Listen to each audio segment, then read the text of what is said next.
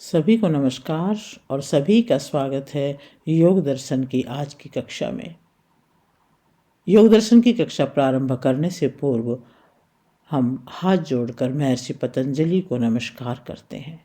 सभी मेरे साथ बोलेंगे, योगेन चित्तस्य पदेन वाचां मलं शरीरस्य च वैद्यकेन योपाकरोत्तं प्रवरं मुनीनां पतञ्जलिं प्राञ्जलिरानतोऽस्मि पतञ्जलिं प्राञ्जलिरानतोऽस्मि पतञ्जलिं प्राञ्जलिरानतोऽस्मि। जो चित्त के मल को योग से, वाणी के दोष को व्याकरण से और शरीर के दोष को आयुर्वेद से दूर करते हैं, उन श्रेष्ठ मुनि पतंजलि को मैं प्रणाम करती हूँ। प्रिय साधकों, आज हम प्रवेश कर रहे हैं योग दर्शन के तृतीय पाद में। वह पाद जिसे महर्षि पतंजलि ने नाम दिया विभूति पाद। अब तक हमने साधना की तैयारी की, यम नियम आसन प्राणायाम प्रत्याहार मन को स्थिर करने की प्रक्रिया सीखी। लेकिन आज से हम मन को साधने नहीं, मन की शक्ति को जागृत करने की यात्रा प्रारंभ कर रहे हैं। पहला सूत्र हमें बताता है, जब चित्त को किसी एक देश में बांधा जाता है वही धारणा है। फिर जब वही चित्त एक रस होकर उसी विषय में प्रवाहित होता है वही ध्यान है।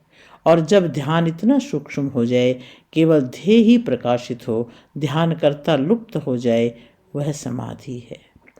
धारणा, ध्यान, समाधि, इन तीनों का एकत्रित प्रयोग है संयम। और संयम की परिपक्वता से उत्पन्न होता है प्रज्ञालोक, अंतर का प्रकाश। आज हम समझेंगे कि संयम कैसे चेतना को स्थूल से सूक्ष्म में ले जाता है और क्यों धारणा, ध्यान, समाधि पूर्व साधनों से भी अधिक अंतरंग है, और फिर भी क्यों वे निर्बीज समाधि के लिए बहिरंग हैं। चित्त के निरोध परिणाम और समाधि परिणाम का गूढ़ विज्ञान क्या है। ये केवल दार्शनिक चर्चा नहीं है, ये चित्त की प्रयोगशाला है। ये वो स्थान है जहाँ अनेक विषयों में भटकाव धीरे धीरे क्षीण होता है और एकाग्रता का उदय होता है, और यही चित्त की समाधि का परिणाम है। आज से हम केवल शास्त्र नहीं पढ़ेंगे, हम अनुभव करेंगे। धारणा की स्थिरता, ध्यान की अखंडता और समाधि की मौन ज्योति। तो आइए अपना आसन स्थिर करें, श्वास को सहज होने दें और विभूति पाद की इस दिव्य प्रवेश द्वार पर आदर पूर्वक खड़े हो जाएं। यात्रा प्रारंभ होती है। योग दर्शन के विभूति पाद का पहला सूत्र है देशबंधस्य चित्तस्य धारणा। सूत्र का अर्थ है, चित्त को देश विशेष अर्थात नाभि, हृदय, मस्तक आदि में स्थिर करना धारणा है। इस सूत्र में धारणा का लक्षण किया है, किसी देश विशेष में वृत्ति मात्र अर्थात ज्ञान मात्र से चित्त को बांधना अर्थात रोकना अर्थात स्थिर करना धारणा है। धारणा के दो स्थान हैं, एक आंतरिक और दूसरा बाह्य। नाभि, हृदय, नासिका का अग्रभाग, मस्तक आदि आंतरिक स्थान है, वृक्ष पर्वत आदि बाह्य स्थान है। जब योगाभ्यासी यम नियम आदि का पालन करते करते प्रत्याहार तक पहुंच जाता है तो मन उसके अधिकार में हो जाता है। मन के अधिकार में हो जाने से साधक अपनी इच्छा अनुसार जहाँ पर मन को स्थिर करना चाहता है वहाँ पर स्थिर कर लेता है। धारणा का प्रयोग दो प्रकार से होता है, एक ईश्वर की स्तुति, प्रार्थना और उपासना करने के लिए, और दूसरा किसी पदार्थ के स्वरूप को जानने के लिए। जब प्रातःकाल और सायंकाल ईश्वर की उपासना की जाती है तब हृदय आदि प्रदेश में चित्त को स्थिर करके की जाती है। इस स्थिति में धारणा का स्थान शरीर का एक अंग है, उसमें चित्त को स्थिर करके ईश्वर का ध्यान किया जाता है। इस स्थिति में ईश्वर उपास्य है और जीवात्मा उसका उपासक है। जब साधक अपने स्वरूप को जानने के लिए शरीर के हृदय आदि अंग में धारणा करता है और ध्यान करता है तो इस स्थिति में उपास्य उपासक भाव नहीं है। जब साधक अपने शरीर के विषय में विशेष रूप से जानना चाहता है तब शरीर के ही हृदय आदि अंग में धारणा करता है और ध्यान के माध्यम से उसके स्वरूप को जान लेता है। ईश्वर की उपासना के लिए और किसी अन्य पदार्थ के स्वरूप को जानने के लिए धारणा का प्रयोग किया जाता है। योग की ऊंची अवस्था में सीधे ही ईश्वर जीव आदि में तीनों कार्य अर्थात धारणा ध्यान समाधि किए जा सकते हैं। बाहर के देश में धारणा का प्रयोग कोई व्यक्ति किसी वृक्ष के स्वरूप को जानने के लिए अपने चित्त को वृक्ष के किसी भाग में स्थिर करके उसके स्वरूप को जानना चाहता है। यह बाह्य देश में धारणा का प्रयोग है। जो बाहर के देश में धारणा की जाती है वह ईश्वरोपासना के लिए नहीं है। यद्यपि ईश्वर सर्वव्यापक है, फिर भी जीवात्मा शरीर से बाहर ईश्वर के साथ संबंध नहीं जोड़ सकता। इसलिए ईश्वर की उपासना अपने शरीर एवं आत्मा में होती है, बाहर नहीं। अब आता है दूसरा सूत्र, और दूसरे सूत्र में कहा गया है तत्र प्रत्येक एकतानता ध्यानम। सूत्र का अर्थ है जिस स्थान में धारणा की हुई है उसी स्थान में ज्ञेय विषयक ज्ञान का एक समान बना रहना और ज्ञेय विषय ज्ञान से भिन्न ज्ञान को उपस्थित न करना ध्यान है। तस्मिन् देशे ध्येयालम्बनस्य प्रत्येकैकतानता सदृश प्रवाह प्रत्यांतरेणा परामृष्टो। इस सूत्र में ध्यान का स्वरूप बतलाया गया है। योग जिज्ञासुओं को ध्यान के विषय में विशेष रूप से जानना चाहिए। ईश्वर का ध्यान करने वाले साधकों को प्रथम शब्द प्रमाण अथवा अनुमान प्रमाण से ईश्वर के स्वरूप को अच्छे प्रकार से जान लेना चाहिए। यदि साधक ईश्वर के स्वरूप को ठीक प्रकार से नहीं जानते अथवा विपरीत जानते हैं तो ध्यान में सफलता नहीं मिलती। जैसे शब्द प्रमाण से यह जान लिया कि ईश्वर सर्वव्यापक, सर्वज्ञ, सर्वशक्तिमान और आनंद स्वरूप है। ध्यान करते समय इसी प्रकार से ईश्वर को वैसा ही जानकर उसका ध्यान करना चाहिए। जो वस्तु जैसी है उसको वैसी ही जानकर ध्यान करना चाहिए। ध्यान करते समय जिस पदार्थ का ध्यान किया जाता है उसको छोड़कर अन्य पदार्थ का स्मरण नहीं करना चाहिए और न ही इंद्रियों से किसी पदार्थ को देखने का प्रयत्न करना चाहिए। यदि ध्यान के मध्य में मन से ध्येय से भिन्न विषय को उठा लिया जाता है तो उसे रोक देना चाहिए। योगाभ्यासी रूपवान पदार्थ के साक्षात्कार के लिए रूपवान पदार्थ का ध्यान करता है। उस समय वह रूप के भोग के लिए रूपवान का ध्यान न करे। यदि करता है तो वह निर्विषय नहीं, सविषय है। निर्विषय का अर्थ यह भी है कि वह रूपवान पदार्थ के साक्षात्कार के समय मन से रसवान पदार्थ का ध्यान न करे। रूपवान पदार्थ के साक्षात्कार के लिए रूपवान विषय का ध्यान करना निर्विषय है, योग के अनुकूल ही है। इसलिए प्रथम पदार्थ का स्वरूप शब्द प्रमाण व अनुमान प्रमाण से अच्छे प्रकार से जानकर फिर वहाँ पर धारणा की गई है और वहीं पर ध्यान करना चाहिए। यहाँ पर ये बात ध्यान देने की है कि कुछ भी न विचारने का नाम ध्यान नहीं है। ध्यान काल में जिस पदार्थ का ध्यान किया जाता है वह पदार्थ और उसका नाम दोनों का ज्ञान साधक को होना चाहिए। जैसे ईश्वर का ध्यान करते समय उसका नाम ओम है और वह नामी है अर्थात ईश्वर वाच्य है और ओम उसका वाचक है। ओम का अर्थ सहित बार बार जप करना और अन्य विषय में मन को न लगाना ध्यान है।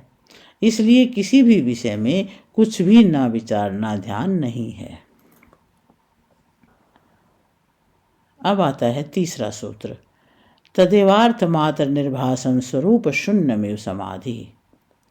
सूत्र का अर्थ है वह ध्यान ही केवल ध्येय के स्वरूप को प्रकाशित करने वाला अपने ध्यानात्मक स्वरूप से शून्य बना जैसा अर्थात ज्ञान स्वरूप से गौण हुआ समाधि है।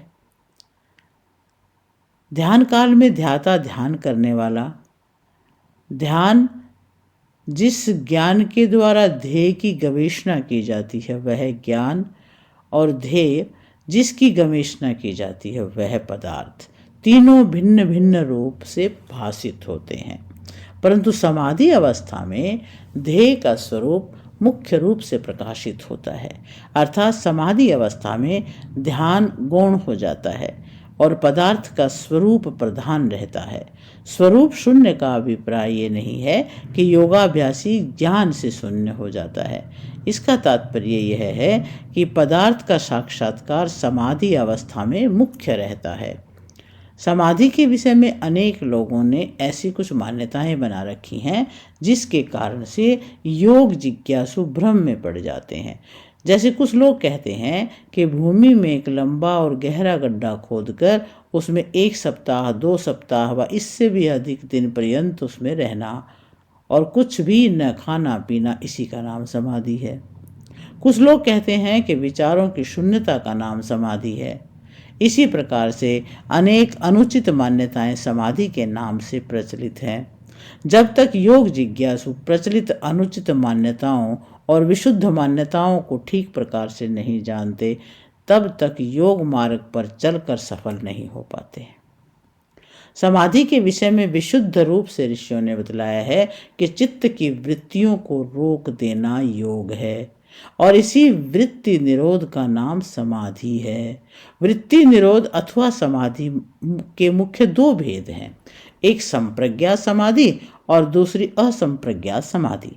समाधि प्राप्त करने के कुछ आवश्यक साधन हैं, जैसे ईश्वर, जीवात्मा और प्रकृति। इन तीनों का शुद्ध ज्ञान समाधि प्राप्ति में एक आवश्यक साधन है। इसी प्रकार से वैराग्य और अभ्यास और यम नियम आदि का पालन, ये भी समाधि के मुख्य साधन हैं। इन्हीं साधनों के द्वारा योगाभ्यासी अपने मन को वश में करके धारणा की सिद्धि करते हैं।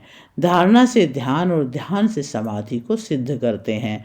धारणा, ध्यान और संप्रज्ञात समाधि का अभ्यास करते करते संप्रज्ञात समाधि की परिपक्व अवस्था आ जाती है। संप्रज्ञात समाधि की परिपक्व अवस्था से भी परवैराग्य उत्पन्न हो जाता है। परवैराग्य से असंप्रज्ञात समाधि सिद्ध होती है। इससे ईश्वर साक्षात्कार होता है और ईश्वर साक्षात्कार से समस्त क्लेशों की निवृत्ति और आनंद की प्राप्ति होती है। इसलिए सभी योग जिज्ञासुओं को समाधि के विषय में भ्रांत मान्यताओं को छोड़कर ऋषियों की विशुद्ध मान्यताओं को स्वीकार करना चाहिए। अब योग के विषय में कुछ अनुभवात्मक प्रयोग पढ़ते हैं। मन को धारणा की स्थिति में ले जाने के लिए अनेक उपायों का प्रयोग होता है, जिनमें से कुछ प्रयोगों को यहाँ पर बतलाया जाता है। धारणा विषयक पहला प्रयोग मन को जड़ पदार्थ समझ के नियंत्रण में लाना एक उपाय है। जब साधक मन को एक जड़ प्राकृतिक पदार्थ व अपना उपकरण समझता है और उसको धारणा के क्षेत्र में स्थिर करना चाहता है, तब मन धारणा क्षेत्र में स्थिर होने लगता है। जिस प्रकार से एक कार का चालक कार को जड़ पदार्थ समझकर अपने लक्ष्य पर पहुंचने के लिए अधिकार पूर्वक चलाता है, तो वह सरलता से अपने लक्ष्य पर पहुंच जाता है। इसी प्रकार साधक मन को कार की भांति जड़ पदार्थ समझकर अपने लक्ष्य धारणा पर स्थिर करना चाहता है, तो उसे सफलता मिलती है। परंतु जड़ समझने पर भी पूर्व संस्कारों, असावधानी आदि के कारण वह साधक बिना विचार किए ही अपने लक्ष्य के विरुद्ध विषय में मन को लगा देता है और उसके पश्चात साधक को पता चलता है कि मैंने असावधानी से योग के विरुद्ध विषय में मन को लगा दिया है। ऐसी स्थिति में साधक पुनः सावधान होकर फिर उसको जड़ समझकर प्रयोग करता है और उसको सफलता मिलती है। अब धारणा विषयक दूसरा प्रयोग है। जब साधक अपने मन को अधिकार में करने का प्रयास करता है, तो लौकिक सुख व सुख के साधनों में रुचि होने के कारण वह अपने मन को अधिकार में नहीं रख पाता। परंतु जब साधक यह देखता है कि यह सुख व सुख के साधन अनित्य हैं और समस्त सांसारिक सुख दुख से मिश्रित हैं, यदि मैं किसी भी सुख को ग्रहण करने का प्रयास करूँगा तो सुख की प्राप्ति के साथ साथ महान दुख की प्राप्ति भी अवश्य ही होगी। इस परिणाम को देखकर वह अपने मन को नियंत्रण में करने का प्रयास करता है, तो धारणा के केंद्र में मन को स्थिर करने में सफल हो जाता है। धारणा विषयक तृतीय प्रयोग, मन को धारणा में केंद्रित करने के लिए समय समय पर यह देखना चाहिए कि मन को अस्थिर करने वाले विचार कैसे और कहाँ से उत्पन्न होते हैं। ऐसा करने से परिज्ञात हो जाता है कि विचारों को उठाने वाला मैं आत्मा ही हूँ और मुझसे अतिरिक्त अन्य कोई नहीं है। इस प्रयोग से मन को धारणा केंद्र में स्थिर करने में सफलता मिलती है।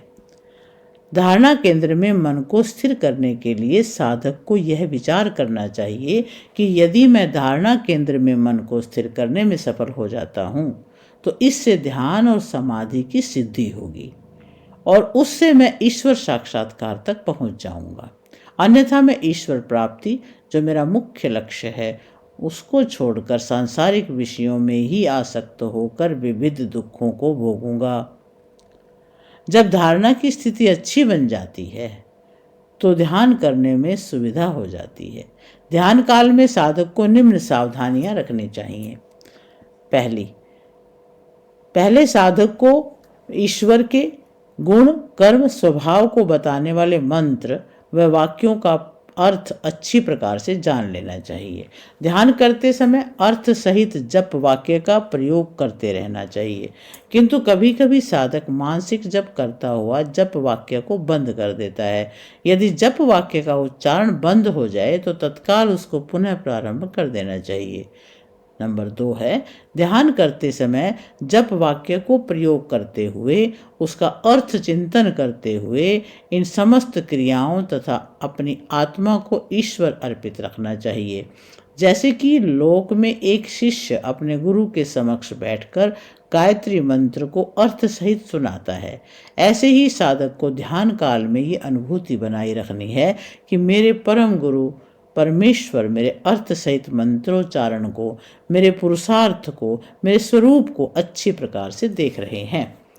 नंबर 3 है, ध्यान काल में जो ध्येय ईश्वर है उसको छोड़कर अन्य किसी भी विषय पर विचार नहीं उठाना चाहिए। अन्य समस्त विचारों पर प्रतिबंध लगा देना चाहिए।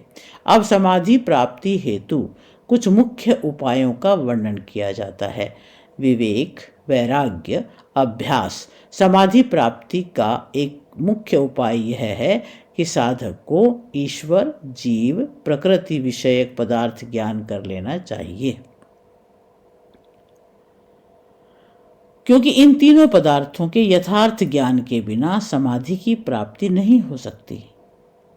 इन तीनों के विषय में यथार्थ ज्ञान प्राप्त कर लेना विवेक है और दुख के कारण दुख अविद्या, अधर्म, ममत्व, कुसंस्कार आदि हैं, उनका परित्याग करके विद्या, धर्म, ईश्वर प्रणिधान, सुसंस्कार आदि जो सुख और सुख के साधन हैं उनका ग्रहण करना वैराग्य है।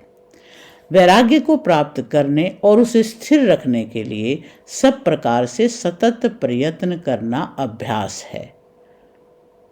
प्रलयावस्था संपादन साधन को संसार की उत्पत्ति, स्थिति, प्रलय का ज्ञान अच्छी प्रकार से कर लेना चाहिए। साधक को इस प्रकार से प्रयोग तथा चिंतन करना चाहिए कि इस सृष्टि से पूर्व जो प्रलय की अवस्था थी, अर्थात घोर अंधकार की अवस्था थी, कोई निर्मित पदार्थ, सूर्य, चंद्र, तारे आदि कुछ भी नहीं थे। उस समय सत्व, रजस, तमस ये गुण अपनी साम्यावस्था में थे। साधक बौद्धिक स्तर पर इस अंधकार की स्थिति को देखे। प्रलय के पश्चात सत्व, रज और तम ने ईश्वर से प्रलय के पश्चात सत्व, रज, तम से ईश्वर ने क्रमशः महत्त्व, अहंकार, मन, इंद्रियां, तन्मात्राएं, 5 स्थूल भूत तथा स्थूल भूतों से निर्मित इस दृष्टिगोचर जगत और शरीर की उत्पत्ति की। साधक ऐसा चिंतन करे।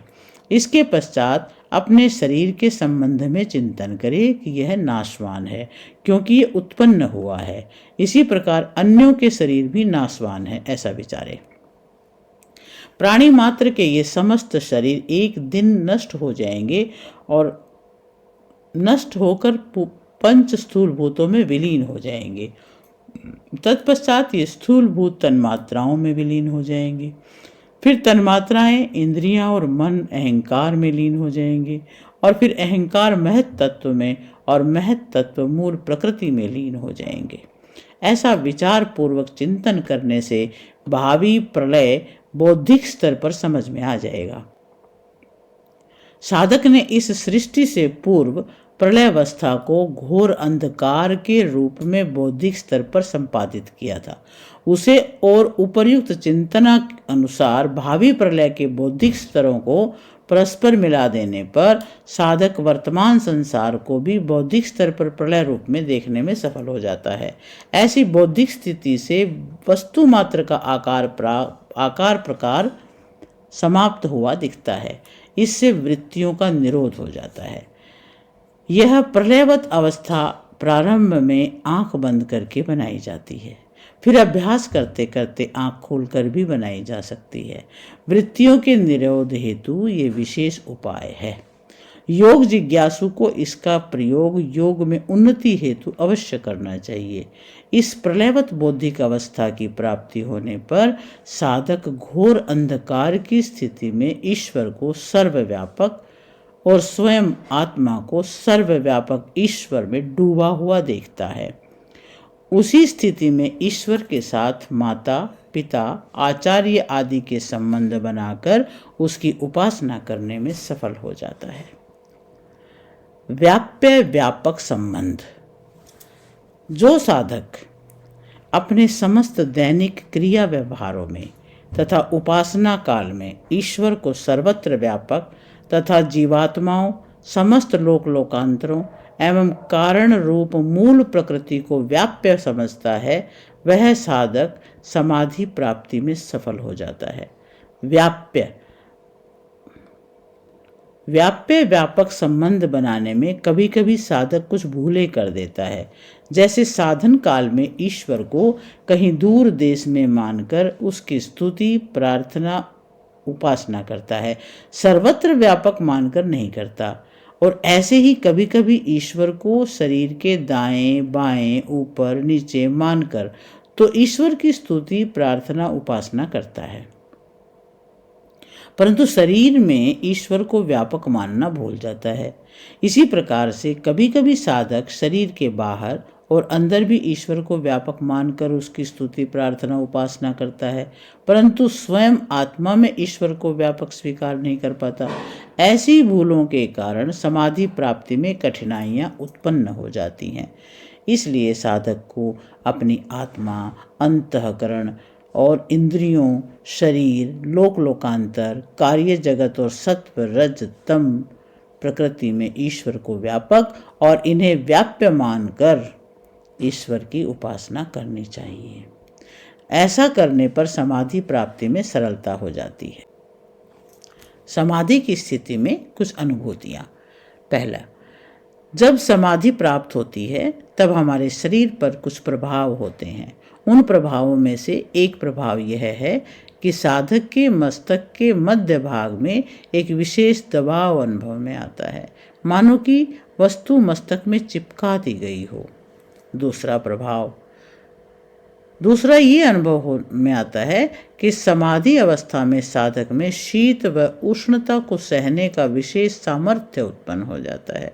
उदाहरण के लिए साधक को समाधि की स्थिति से पूर्व यदि शीत से शरीर की रक्षा के लिए एक कुर्ता व कंबल धारण करने पड़े थे, उसी साधक को समाधि की स्थिति में अब इन शरीर रक्षक वस्त्रों के न धारण करने पर भी शीत बाधित नहीं करता है।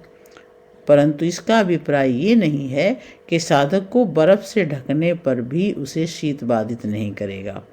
एक सीमा तक ही सहन शक्ति में वृद्धि माननी चाहिए। नंबर 3, इस प्रकार से रुग्ण अवस्था में भी एक सीमा तक साधक को रोग बाधित नहीं करता। नंबर 4, समाधि के प्राप्त होने पर साधक को यह मानसिक अनुभूति होती है कि मैं समस्त दुखों, क्लेशों व बंधनों से छूट गया हूँ और संसार के अन्य समस्त प्राणी बंधनों और क्लेशों से ग्रस्त हैं। नंबर 5, बौद्धिक स्तर पर वह आकाशवत अवस्था का अनुभव करता है, अर्थात उसे संसार की प्रलयवत अवस्था दिखाई देती है। उस स्थिति में वह मृत्यु आदि समस्त भयों से मुक्त हो जाता है। नंबर 6, इस अवस्था में संसार के समस्त पदार्थों का स्वामी ईश्वर को ही मानता है और वह अपने तथा समस्त प्राणियों के बने हुए स्वस्वामी संबंध को समाप्त कर देता है। यह अवस्था उसे इतनी प्रिय और सुखप्रद लगती है कि संसार के समस्त सुखों को वह दुख रूप देखता है। इस स्थिति वह सुख को वह छोड़ना नहीं चाहता। इस स्थिति को छोड़ करके वह रात्रि में सोना नहीं चाहता, परंतु स्वास्थ्य रक्षा हेतु उसे रात्रि में सोना पड़ता है। नंबर 7 पे है, ईश्वर प्रणिधान से युक्त इस बौद्धिक स्तर पर संपादित की गई प्रलय अवस्था में संप्रज्ञात समाधि का प्रारंभ हो जाता है। इस अवस्था में साधक को देहादि से पृथक अपने स्वरूप की अनुभूति होनी प्रारंभ हो जाती है। संप्रज्ञात समाधि का जैसे जैसे उत्कर्ष होता चला जाता है, वैसे वैसे शरीर, इंद्रियों, मन आदि उपकरणों से पृथक अपने स्वरूप की अनुभूति होनी आरंभ हो जाती है। धीरे धीरे अपने आत्म स्वरूप की अनुभूति में भी स्पष्टता बनती चली जाती है, अर्थात साधक का अपने स्वरूप विषयक ज्ञान प्रवृद्धि को प्राप्त होता चला जाता है। साधक संप्रज्ञात समाधि की अंतिम उत्कर्षता को प्राप्त करके भी पूर्ण रूपेण संतुष्ट नहीं हो पाता है, क्योंकि अभी उसकी ईश्वर साक्षात्कार की अभिलाषा पूर्ण नहीं हो पाई है।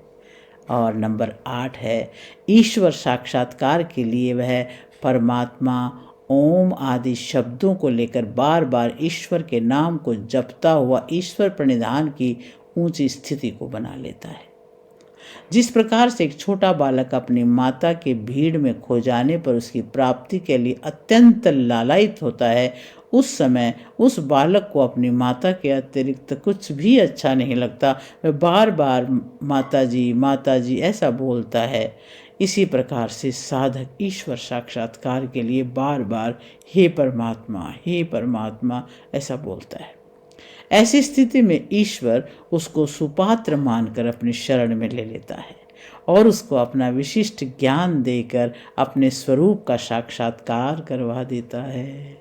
इस ईश्वर साक्षात्कार की अवस्था में साधक को ईश्वर के विशिष्ट नित्य आनंद और विशिष्ट ज्ञान की अनुभूति होती है। इस अवस्था में सर्वव्यापक ईश्वर का साक्षात्कार ऐसे ही होता है जैसे कि लोहे के गोले में अग्नि सर्वव्यापक दिखाई देता है।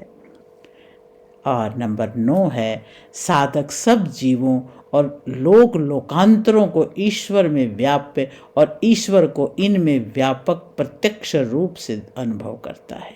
और साधक यह अनुभव करता है कि मैंने जो पाना था सो पा लिया, जो जानना था सो जान लिया।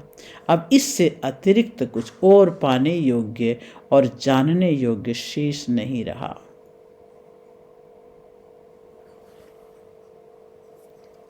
और अब है चौथा सूत्र, त्रियमेकत्र संयमः।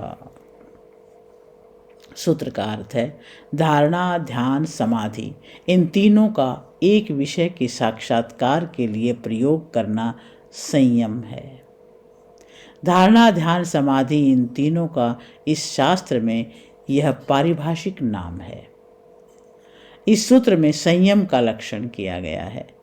जब धारणा, ध्यान और समाधि एक ही विषय में किए जाते हैं, तब इन तीनों साधनों को संयम कहा जाता है। यह योग दर्शनकार ने परिभाषा बनाई है कि इस शास्त्र में धारणा, ध्यान और समाधि को संयम कहा जाएगा। जहाँ जहाँ पर संयम शब्द का प्रयोग होगा, वहाँ वहाँ पर इन तीनों का ग्रहण होगा। इससे ये सुविधा होगी कि तीनों का नाम पृथक पृथक कहने की आवश्यकता नहीं होगी। इस शास्त्र में बतलाई विविध विभूतियों की प्राप्ति के लिए इन धारणा, ध्यान, समाधि का एक काल में प्रयोग किया जाता है। कभी कभी धारणा किसी अन्य विषय पर की जाती है और ध्यान किसी अन्य विषय का किया जाता है। जैसे शरीर के हृदय आदि अंगों में धारणा की जाती है और ध्यान ईश्वर का किया जाता है।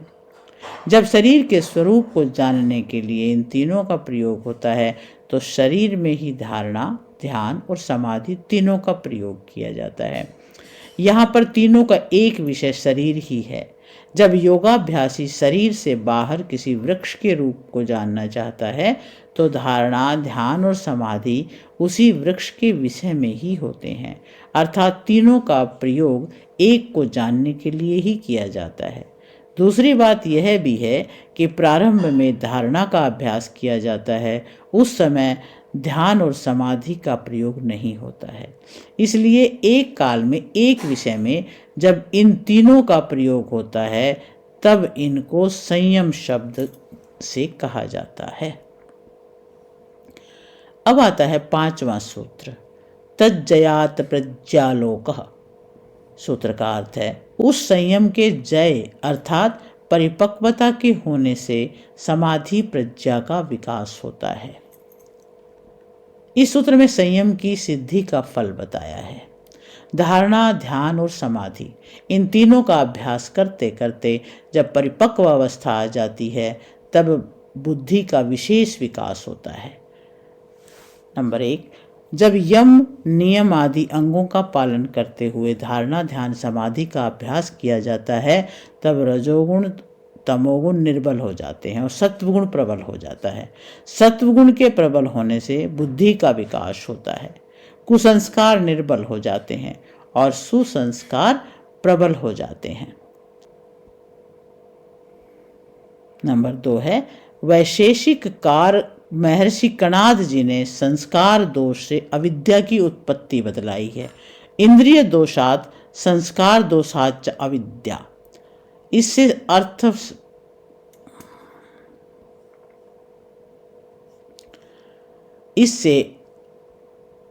अर्थापत्ति से यह सिद्ध होता है।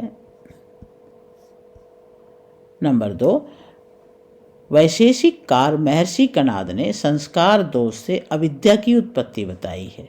इंद्रिय दोषात संस्कार दोषाच अविद्या। इससे अर्थापत्ति से यह सिद्ध होता है कि सुसंस्कार से विद्या उत्पन्न होती है।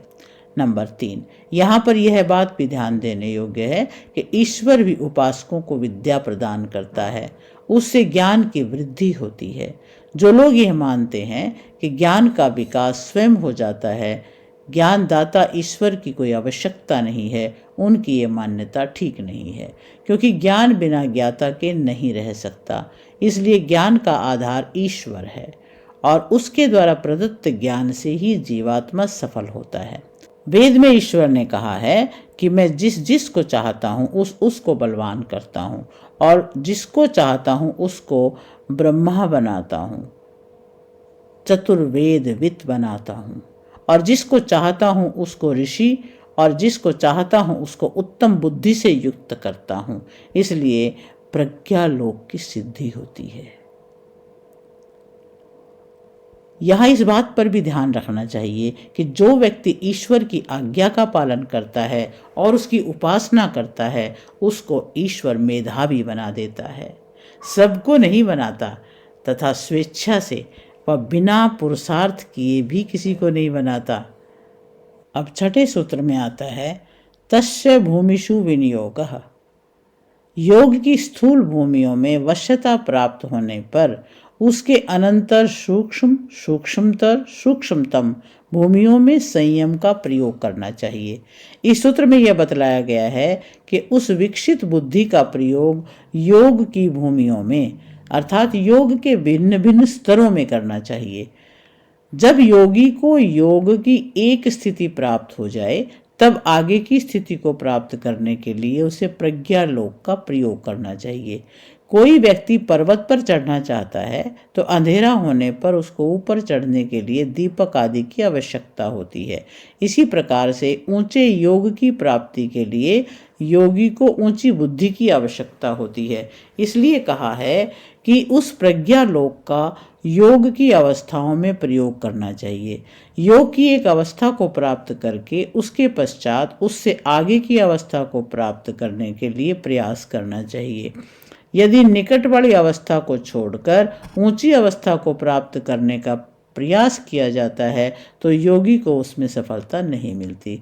इसलिए क्रमशः योग की एक एक अवस्था को प्राप्त करते हुए ही योगी को आगे की अवस्था को प्राप्त करने का प्रयास करना चाहिए। ईश्वर प्रणिधान से योगी को ईश्वर ज्ञान प्रदान करता है, उसके द्वारा आगे की भूमियों की प्राप्ति हो जाती है, तो अन्य भूमियों में संयम करने की आवश्यकता नहीं होती। इस योग भूमि के निकट यह आगे की भूमि है। इस विषय में योग को उपाध्याय माना जाता है, अर्थात योग की एक अवस्था को प्राप्त करने पर उससे आगे की अवस्था ज्ञात होती है। जैसे सवितर्का समाधि की प्राप्ति होने पर निर्वितर्का समाधि को प्राप्त करने का सामर्थ्य प्राप्त हो जाता है। इसलिए ये कहा जाता है कि योग ही योग का शिक्षक है। इसका ये अभिप्राय नहीं है कि योग विद्या का प्रशिक्षण देने वाले गुरु की आवश्यकता ही नहीं है। इसका तात्पर्य यह है कि योग की प्रथम अवस्था का अनुभव होने पर आगे की अवस्था का अनुभव स्वयं करना पड़ता है। केवल गुरु के उपदेश मात्र से वह अनुभव नहीं होती। योग विद्या का प्रशिक्षण देने वाला आचार्य शिष्य को उपदेश के माध्यम से योग के स्वरूप को बतला देता है। उस उपदेश के अनुसार आचरण करने से योग की भिन्न भिन्न अवस्थाओं का अनुभव साधक को स्वयं करना पड़ता है। जो व्यक्ति विधि पूर्वक योगाभ्यास करता है उसको अवश्य ही सफलता मिलती है। कुछ लोग ये कहते हैं कि हमने योगाभ्यास किया और उसे कोई सफलता नहीं मिली। सफलता न मिलने का कारण योग झूठा है ऐसा नहीं है, किंतु योगाभ्यास विधि पूर्वक न करना यहाँ कारण है। अब आता है 7वां सूत्र, और 7वें सूत्र में कहा है त्रियम अंतरंग पूर्वेभ्यः।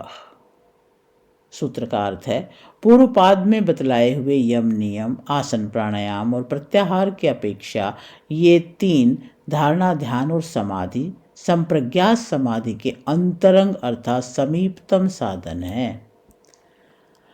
इसमें धारणा, ध्यान और समाधि को संप्रज्ञात समाधि का अंतरंग साधन बताया है। यम, नियम, आसन आदि 5 अंगों को संप्रज्ञात समाधि का बहिरंग साधन बताया है।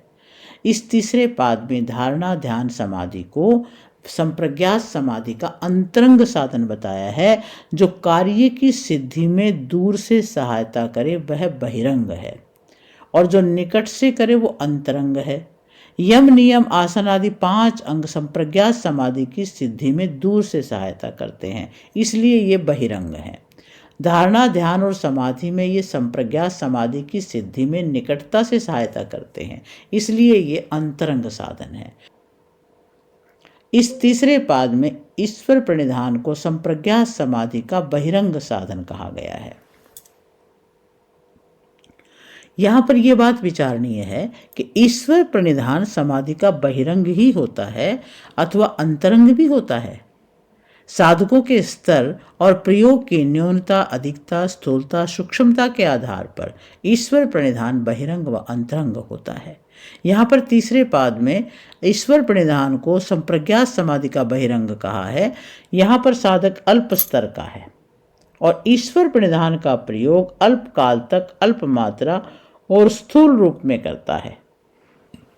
जैसे ईश्वर प्रणिधान में अल्प समय लगाना, मन, वाणी, शरीर से होने वाली क्रियाओं को अल्प मात्रा में ईश्वरार्पण करना व कुछ को अर्पित करना और कुछ को न करना, कुछ कर्मों का लौकिक फल चाहना और कुछ का न चाहना, ईश्वर के प्रति न्यून प्रेम रखना, स्वयं को कभी ईश्वरार्पण करना और कभी न करना, ईश्वर आज्ञा का कभी पालन करना और कभी न करना, इस स्थिति में ईश्वर प्रणिधान बहिरंग साधन माना जाएगा। जहाँ पर इसके विपरीत ईश्वर प्रणिधान का प्रयोग होगा वहाँ पर अंतरंग साधन माना जाएगा। जैसे ईश्वर प्रणिधानात् वा, यहाँ पर ईश्वर प्रणिधान असंप्रज्ञात समाधि का अंतरंग साधन है। यहाँ योगाभ्यासी उच्च कोटि का है। ईश्वर प्रणिधान को सूक्ष्मता से करता है, उसमें अधिक समय लगाता है, ईश्वर आज्ञा का पालन अधिक मात्रा में करता है, उससे अधिक प्रेम करता है, समस्त क्रियाओं को उसको अर्पित करता है, उसने पर वैराग्य की प्राप्ति की है, इत्यादि कारणों से ईश्वर प्रणिधान अंतरंग साधन है। अर्थात जिस योगी को ईश्वर चुन लेता है इस प्रकरण में भी ईश्वर प्रणिधान अंतरंग साधन है। इसी प्रकार से इसकी बहिरंगता और अंतरंगता माननी चाहिए। अब 8वां सूत्र में आया है तदपि बहिरंगम निर्बीजस्य।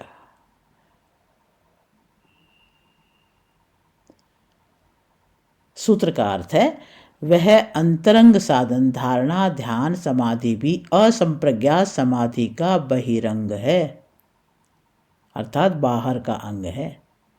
इस सूत्र में धारणा ध्यान समाधि को निर्बीज समाधि का बहिरंग साधन बताया है। यम नियमादि 5 संप्रज्ञात समाधि के बहिरंग और धारणा ध्यान समाधि अंतरंग है। धारणा ध्यान समाधि भी निर्बीज समाधि के बहिरंग साधन है। ये धारणा आदि 3 साधन संप्रज्ञात समाधि की सिद्धि में निकटता से सहायक होते हैं और निर्बीज समाधि की सिद्धि में परंपरा से सहायक होते हैं।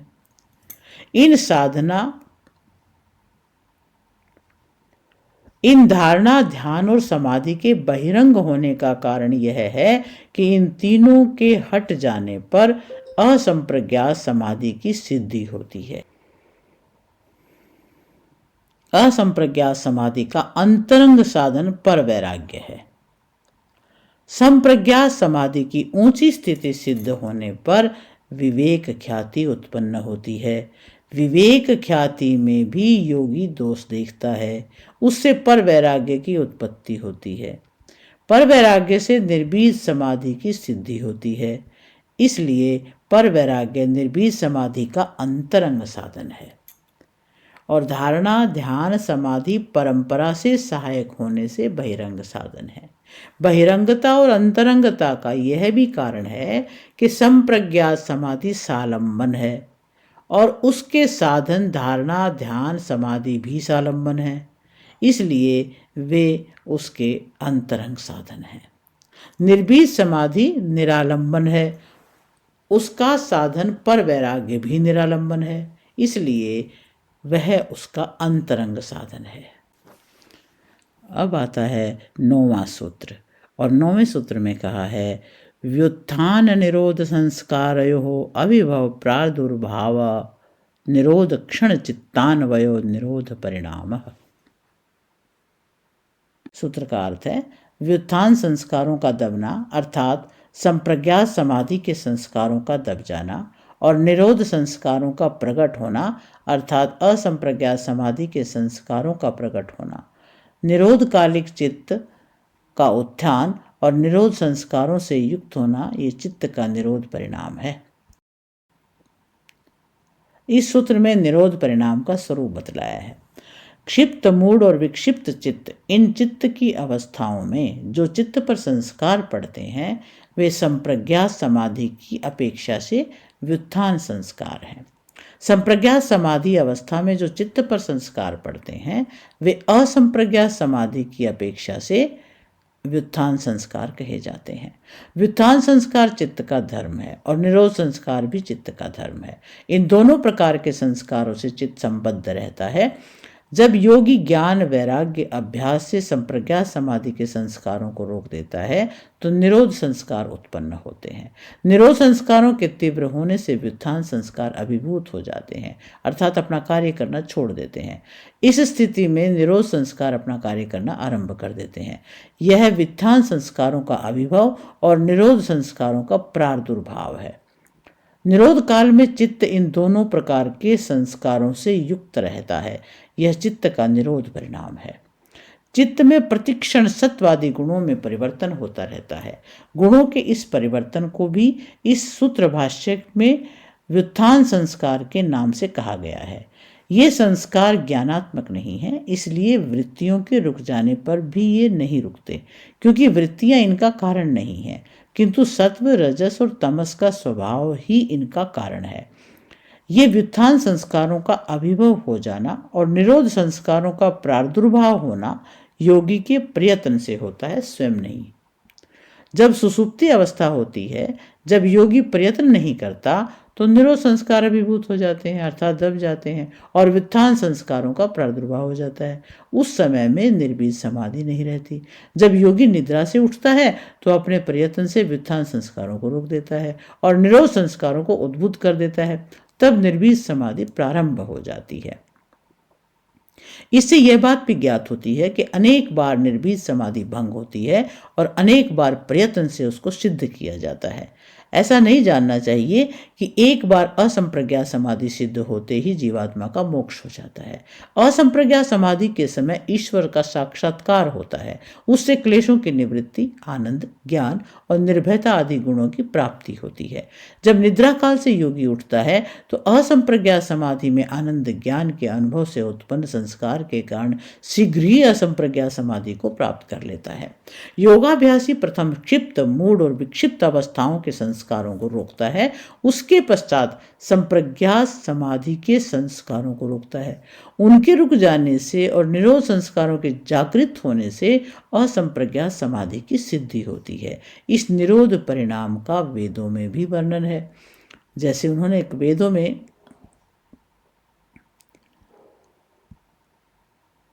इस निरोध परिणाम का वेद में वर्णन है।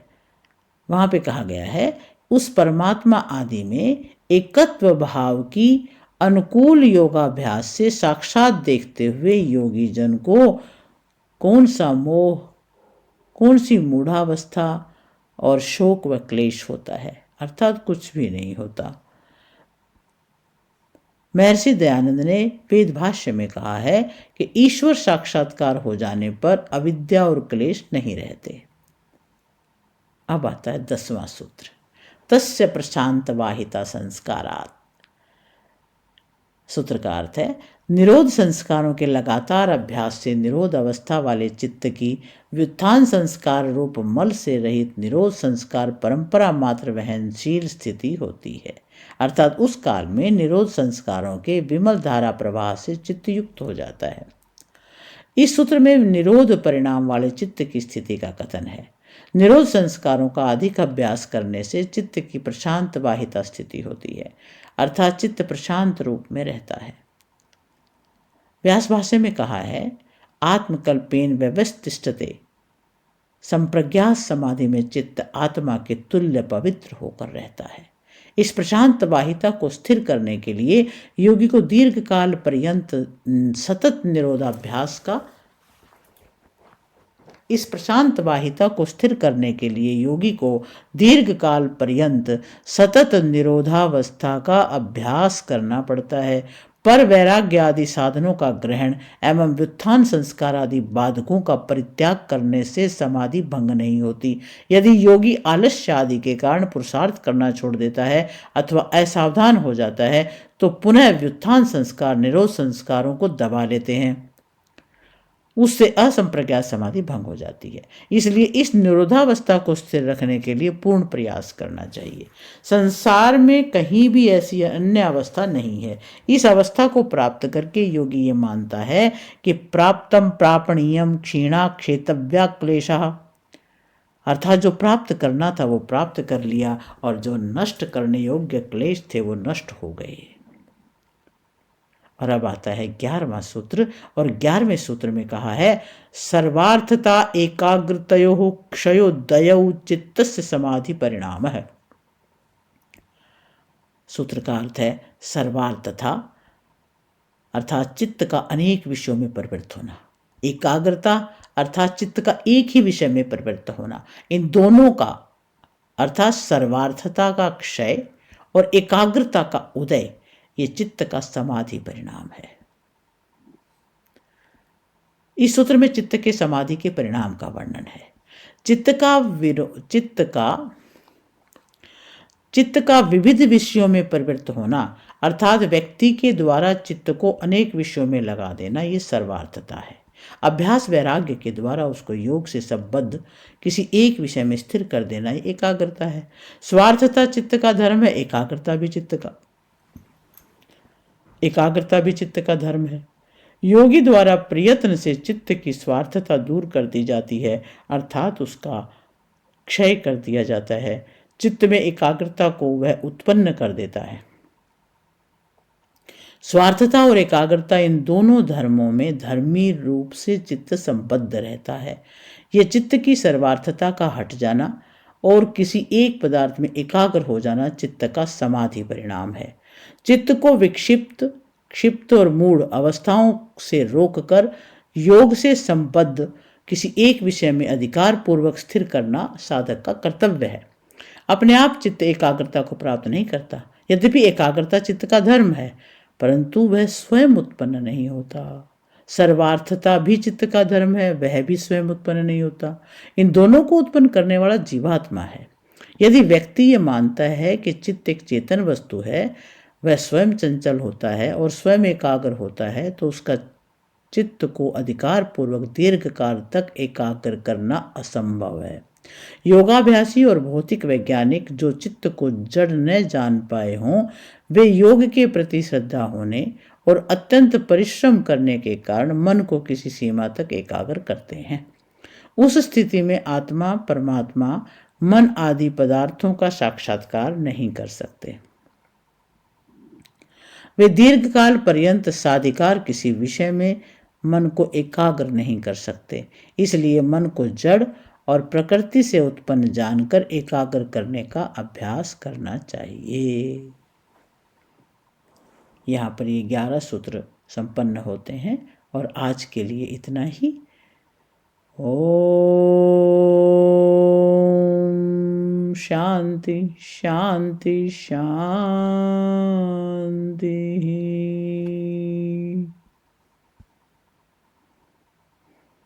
आप सभी का बहुत बहुत धन्यवाद।